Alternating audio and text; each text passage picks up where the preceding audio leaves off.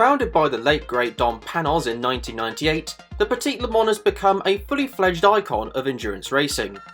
Hosted at the wonderful yet demanding circuit of Road Atlanta, it puts drivers and cars to the test, whether it be in the dry, wet, or as it was in 2015, conditions more suitable for powerboats. Now, I feel it's important to perhaps give people a small reminder of what generally happens in sports car racing. 99.9% of the time, the winner of the race will always be in a prototype car. They're lighter, nimbler and faster than anything that competes in a Class 4 GT/Grand Touring cars. The GTs aren't slow, but won't be anywhere near the speed of prototypes.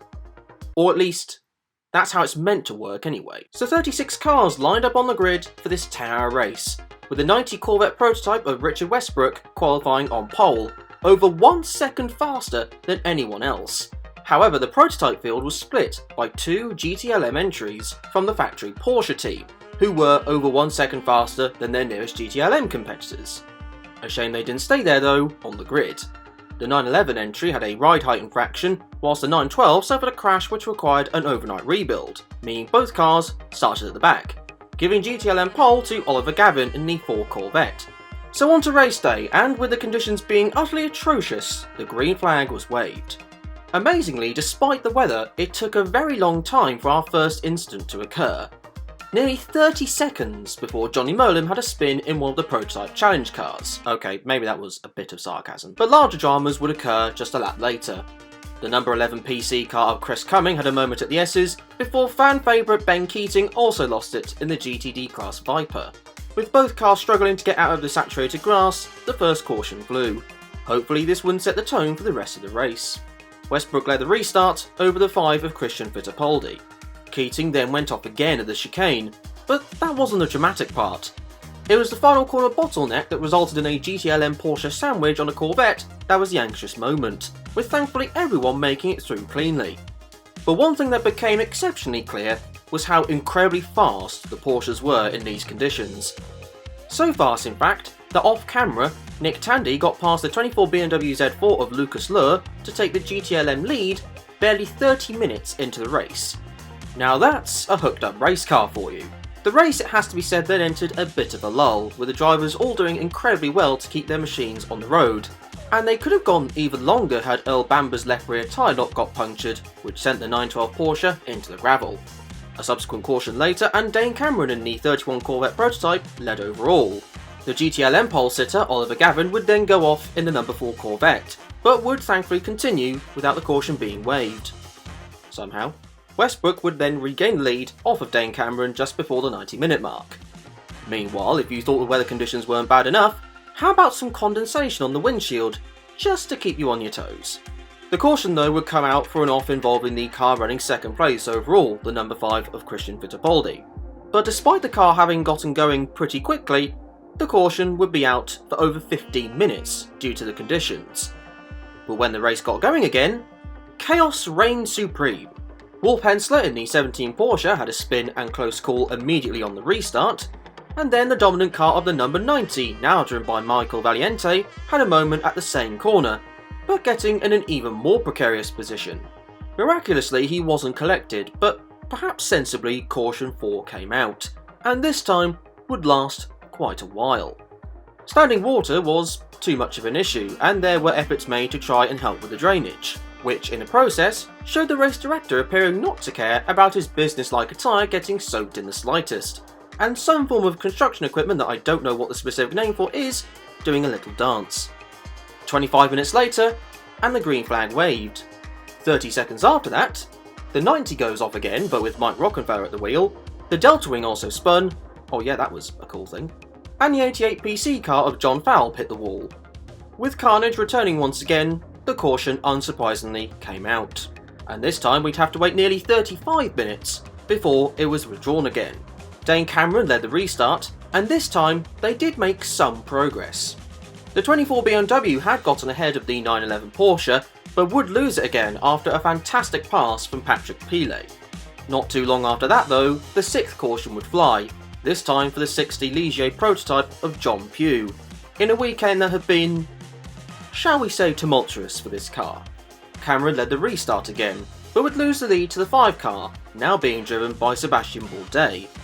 Then issues with the Paul 07 Mazda prototype of Joel Miller at the first corner. He wouldn't get collected and would go on his merry way. Just in time before the Delta Wing would have a moment there as well, bringing out the caution. Although when the green flag waved the next time round, the 911 Porsche was at the front of the queue, and indeed was leading the race overall.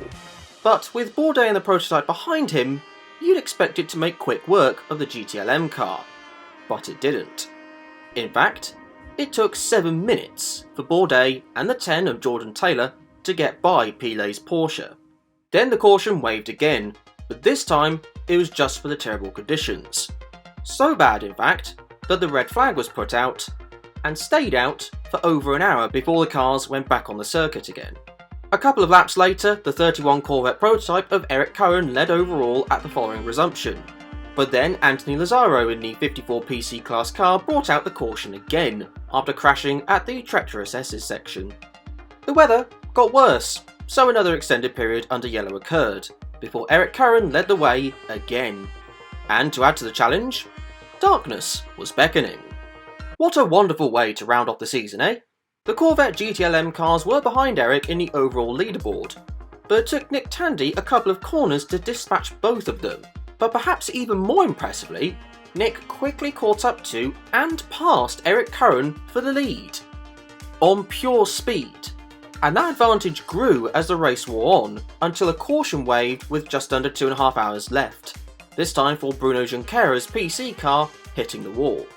So Tandy's Porsche would be at the front of the pack for when the race would get restarted. Checkered flag, and Porsche won overall at the 2015 Petit Le Mans with Nick Tandy, Patrick Pilet and Richard Lietz. Yep, the officials decided to call it a day and give up with restarting this race. And quite honestly, who could blame them? In fact, a GTLM car was second overall in the form of the 24 BMW. But how? This is not meant to happen. Even in wet conditions, the prototypes should comfortably be faster than the GT cars. Well, there are a number of factors as to why. Firstly, Nick Tandy's last stint was just phenomenal. Secondly, the Porsche is just a very good car in the wet conditions, with the rear-engined rear-drive layout giving great traction, particularly out of slower corners. Also, the Michelin tyres seem to work very well in the wet conditions for this race. Then there were the prototype machines themselves, which, whilst have a lot of downforce at high speed, their high horsepower meant that when the conditions were bordering on undrivable, the drivers were struggling to get all that fury onto the road in a smooth manner, and as they were driving slower, it meant that the downforce wasn't quite as prevalent as it usually is, and the Porsche's better mechanical grip meant that the prototypes were easily overtaken. All of this culminated into one of the biggest shocks that endurance racing has seen. And the interesting thing about this race, compared to my video on when a GT car won overall at the 2003 Daytona 24 Hours, is that this was done on pure pace, rather than the Daytona race, which was down to a small prototype field and a number of reliability issues befalling them. After this race, steps were taken to reduce the likelihood of this scenario happening again, although with the speed of the modern GTP cars and the lack of a GTLM class, this will definitely never happen again. At least, hopefully not anyway. That though is going to be it for this video. Thank you very much for watching. What are your thoughts on this race? Cool, a GT car won overall? Or an awkward moment for sports car racing to not see a prototype take the main honours? Say in the comment section below. If you did enjoy this video, then I would be enormously appreciative if you did hit the like and subscribe buttons. However, until the next video, be kind to each other and enjoy the rest of your day.